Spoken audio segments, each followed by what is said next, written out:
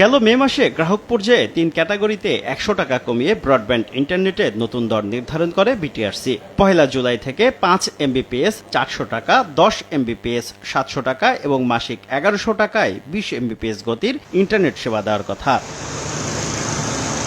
নিয়ম অনুযায়ী নতুন প্যাকেজ গ্রাহককে অফার করতে বিটিআরসি থেকে অনুমোদন নিতে হয়। তবে সরকারি সিদ্ধান্ত প্রত্যাখ্যান করে সর্বনিম্ন ৪০০ টাকা রেটে নতুন প্যাকেজ অনুমোদনের আবেদনই করেনি আইএসপিরা। তাদের দাবি ৫০০ টাকার প্রতিটি সংযোগে ১৮৩ টাকা রাজস্ব পায় সরকার। এর সঙ্গে রয়েছে ২৭% কর্পোরেট কর। সব মিলিয়ে সরকারি সিদ্ধান্ত মানা সম্ভব নয় বলে সাফ জানালেন আইএসপিএবির সভাপতি। আমরা ইন্ডাস্ট্রি থেকে ৪০০ টাকার প্যাকেজের অনুমোদন নিব না এবং আমরা ৫ এমবিপিএস এর কোনো প্যাকেজ দিতে চাচ্ছি না।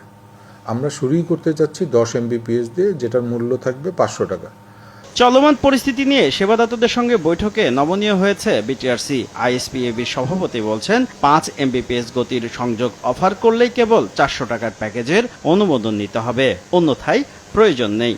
কোনো আইএসপি যদি ইচ্ছা প্রকাশ করে ৫ এমবিপিএস দেওয়ার জন্য, সেই ক্ষেত্রে তার রেট সর্বোচ্চ ৪০০ টাকা হতে হবে। তবে আমরা আবারও রিপিট করছি যে বিটিআরসিতে অনুমোদন নিব ১০ এমবিপিএস ৫০০ টাকা, সেই আকারেই ব্যান্ডউইথ প্রোভাইড করা হবে। আমাদের একটাই চাওয়া, সেটা হচ্ছে ৪০০ টাকার প্যাকেজের বাধ্যবাধকতা যেন না থাকে। এসব বিষয়ে যোগাযোগ করা হলেও এখনো আনুষ্ঠানিক প্রতিক্রিয়া জানায়নি বিটিআরসি।